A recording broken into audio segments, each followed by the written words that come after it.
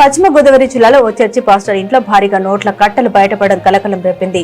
నరసాపురం మండలం పీచుపాలెంకు చెందిన పాస్టర్ ఘంటా జాన్ బాబురావు నివాసంలో పోలీసులు సోదాలు నిర్వహించి ఎలాంటి ఆధారాలు లేని 2.27 కోట్ల నగదును స్వాధీనం చేసుకున్నారు. పక్కా సమాచారంతో రంగంలోకి దిగిన పోలీసులు ఈ డబ్బును సీజ్ చేసి ఆదాయపు పన్ను శాఖకు సమాచారం అందించారు. ఇటీవల పాస్టర్ అల్లుడు శాంసన్ హైదరాబాద్ నుండి 50 లక్షల నగదు తీసుకురావడంతో పోలీసులు నిఘా పెట్టినట్టు తెలుస్తోంది. ఈ క్రమంలోనే ఆయన మామగారైన జాన్ బాబురావు ఇంట్లో తనిఖీలు చేపట్టగా 500 నోట్ల కట్టల రూపంలో దాచి ఉంచిన ఈ భారీ మొత్తం బయటపడింది. ఇది హవాలా లావాదేవీలకు సంబంధించిన డబ్బు అయి ఉండొచ్చని పోలీసులు అనుమానిస్తున్నారు.